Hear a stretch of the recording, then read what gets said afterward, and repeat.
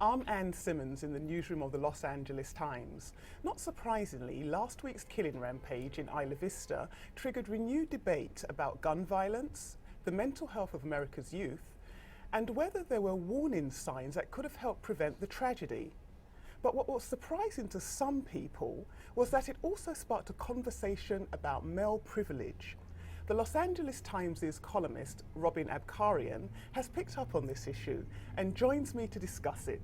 Hello, Robin. Hi, Anne. So, Robin, male entitlement, is this basically something that feminists have picked up on? Is this kind of valid? Is it a real thing? Yes. You know, it's interesting how such a terrible tragedy has provoked what is ultimately a political discussion about gender relations. But I think this young man's manifesto was so full of grievance against women, against men who have had successful sexual relationships with women, and a sense that it was his due to have any woman that he wanted. And this, of course, struck people as so over the top and crazy, and also symptomatic of a larger question in the culture, which is, why do men at any stage feel that they're entitled to access to women's bodies without treating women like fully formed human beings, which this kid apparently was unable to conceive of? But you say, you know, men in general. I understand that this actually triggered or created a hashtag. Hashtag yes all women. Right. And there was a bit of a backlash because men came out and said, well, listen, we're not all misogynists. That's right. So the hashtag yes all women was sort of just a floodgate of confession from women about the things that they have experienced. You know, feeling like, you know, women are sent off to college with rape whistles while men are not. Women who have to take extra care walking down a street to be safe.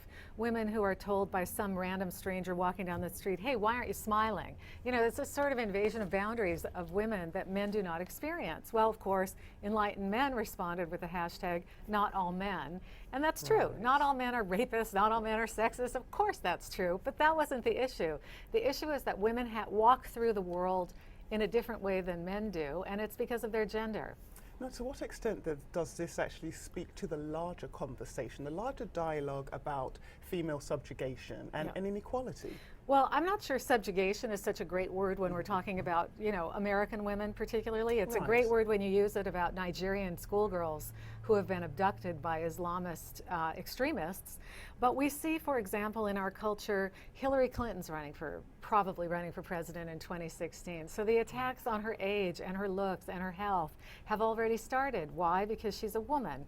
I mean, we see Jill Abramson, the first female executive editor of the New York Times, being really brutally fired, you know, without any of the niceties normally accorded men who are flicked away from that position.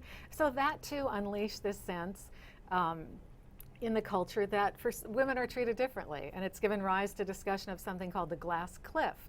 Now that women have gotten through the glass ceiling, they're in the top jobs, but they're in very perilous, precarious positions when they're there, and they get flicked away very easily, like Jill Abramson was. It's such an interesting conversation. Yeah. Thank you for your insight, Robin. Yes, my pleasure. For more on this story and others, please visit latimes.com and follow us on Twitter @LATimes.